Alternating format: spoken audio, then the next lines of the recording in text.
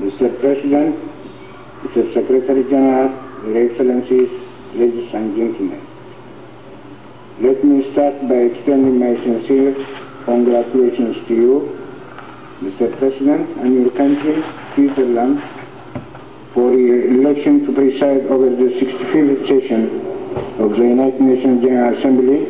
I am confident that with your extensive experience and diplomatic skill, you will lead this session of the General Assembly to a successful conclusion. I pledge the support of the Eritrean delegation in your noble efforts for the common good.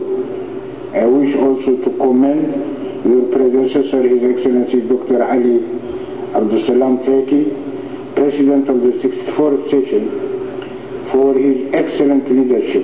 He indeed served as well. I would also like to thank Secretary Ban Ki-moon for his leadership and his report on the work of our United Nations at the outset of this general debate. Mr. President, we meet again at this 65th session of the General Assembly to expound on the state of our individual countries and to reflect on regional, continental and global affairs. We come year after year to this August gathering to share our thoughts and explain our positions on some issues of interest. Yet we realize that the outcome of our deliberations and resolutions fall far short of our own expectations, let alone the aspirations of humanity. We agree that the institutions and procedures of this organization have long outlived their time, and yet we remain paralyzed in transforming the United Nations. While the prospects for a rapid reform of the United Nations system appear to be dim, we cannot and will not give up. We have to continue to speak out and work tirelessly for a United Nations that is fit for the 21st century as well as for a more just and equitable world. At the same time, we have to focus on our own nations and regions to ensure peaceful and stable environment as well as dignified life for our peoples. Mr. President, it is this perspective that the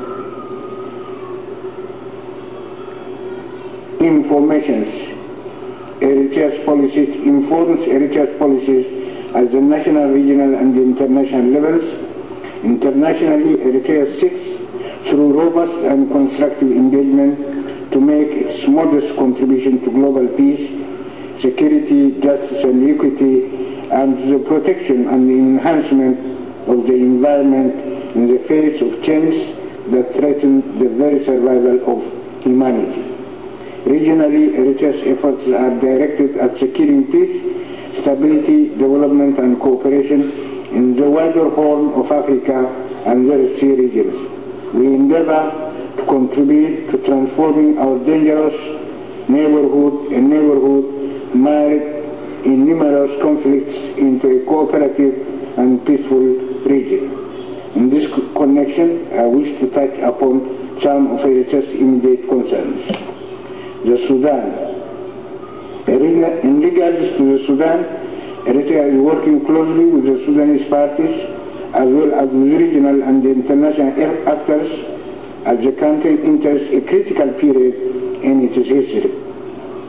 Eritrea believes that the international community as a whole needs to wholeheartedly support the parties to the Comprehensive Peace Agreement CPA as they approach the momentous referendum date in January 2011 and beyond.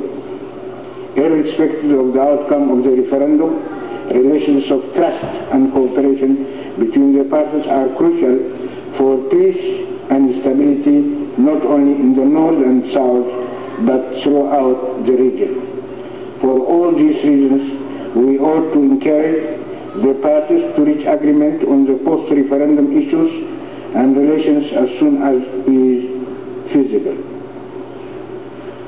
There is a need as well to simultaneously help the protagonists in the Darfur conflict to finally reach an agreement within the context of the Doha talks that are set to resume in the next few days.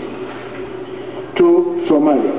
In Somalia, it is Eritrea's considered view, borne out by the bitter experience and tiring violence of the past 2 decades, that there can be no military solution to the problem in Somalia. While this is a conviction that by now is widely shared in the international community, serious doubts continue to be raised as to whether the alternative, that is a Somali-owned and Somali-driven inclusive political process, is possible and practicable. Eritrea does not by any means believe or suggest that this is easy or that it can lead to immediate results. It will undoubtedly be a complex and protracted process, but ultimately achievable. For even in the past 2 turbulent decades, Somalis have more than once demonstrated that given the right environment, they are capable of finding homegrown solutions to their problems. Eritrea therefore urges the United Nations and all those concerned with peace and stability in Somalia to earnestly engage all Somalis and to give the political process the serious and sustained attention it deserves. 3. Eritrea, Ethiopia. While the United Nations grapples with Sudan and Somalia, it continues to ignore the grave consequences of Ethiopia's continued occupation of sovereign Eritrean territory.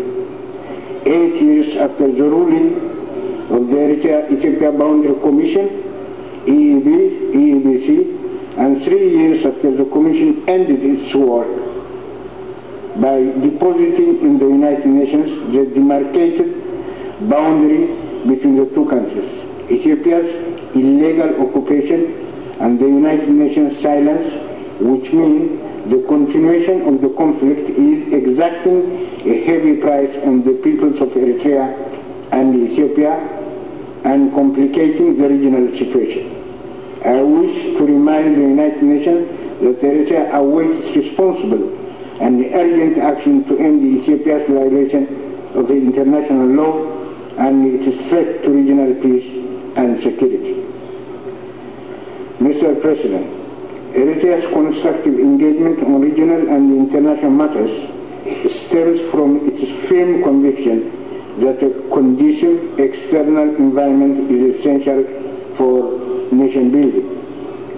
As Eritrea enters its 20th year of independence, it remains focused on broad-based and people-centered political, economic, social, and cultural developments that will afford a life of dignity and prosperity to our people. After several years of consistent investment in health, education, agriculture, and other essential infrastructure, we have created a solid base for sustained economic growth. It is expected that trade as well as domestic and foreign investment will provide additional impetus for the growth of our economy. I wish to seize this opportunity to extend our invitation to all interested countries and their enterprises to become our partners in development. I thank you, Mr. President.